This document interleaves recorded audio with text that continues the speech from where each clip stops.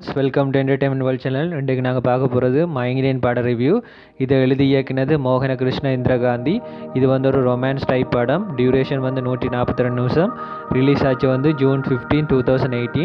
பட காஸ்டிங்கை பார்த்தோம்னா சுதீர் பாபு வந்து விஜயாவும், அதித்தி ராவ் ஹைத்ரி வந்து சமீரா ரத்தோராவும், நரேஷ் வந்து சர்வேஷ் அதாவது விஜயோட அப்பாவாகவும், டனிகெல்லா பரணி வந்து ஷியாம் பிரசாத்தாவும், பவித்ரா லோகேஷ் வந்து விஜயோட அம்மாவும் நடிச்சிருக்காங்க.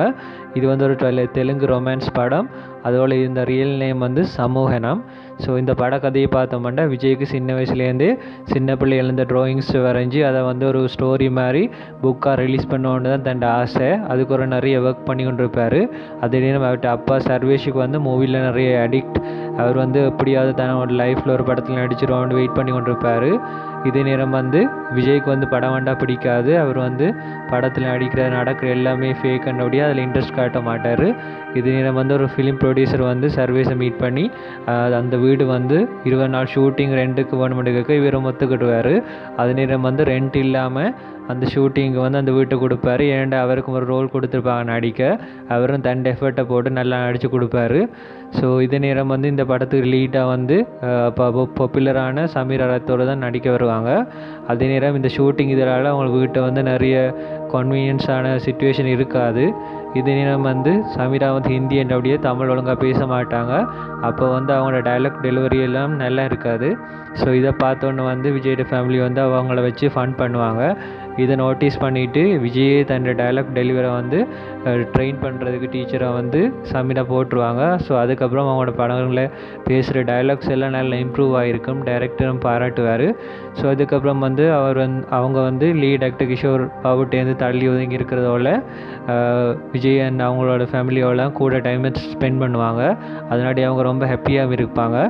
ஸோ அப்போ தான் விஜய்க்கு விளங்கும் எல்லா ஆக்ட்ரஸும் ஒரே மாதிரி இல்லை, இவங்க நல்ல கேரக்டராக இருக்காங்கன்னு விளங்கும். ஸோ இதே நேரம் திடீர்னு எதிர்பார்த்த டைமாக அவங்கள அந்த வீட்டில் எடுத்த ஷூட்டிங் எல்லாம் ரப் பண்ணிவிட்டு போயிடுவாங்க. கொஞ்ச நாள் கழித்து தான் விஜய்க்கு வந்து சமீரா மேலே எவ்வளோ பைத்தியம் லவ் பண்ணுறேன்னு விளங்கும். ஸோ அப்போ அவங்க கரண்ட்லி அங்கே ஷூட்டிங்கில் இருக்கிற ஸ்பாட் அதாவது மணாலிக்கு வந்து இவர் போய் வந்து தனியாக மீட் பண்ணி தன்னை லவ்வை ப்ரப்போஸ் பண்ணுவார். ஆனால் சமீரா வந்து சாஃப்டாக ரிஜெக்ட் பண்ணிடுவாங்க. ஸோ இதனால் ஹார்ட் ப்ரோக்கனான விஜய் வந்து டிசப்பாயிண்ட் ஆகி அந்த இடத்த விட்டு வந்துடுவார் திருப்பி தன்னை வீட்டுக்கு. இதே நேரம் அந்த படம் ஷூட்டிங் எல்லாம் முடிஞ்சு படம் ரிலீஸ் ஆகும்.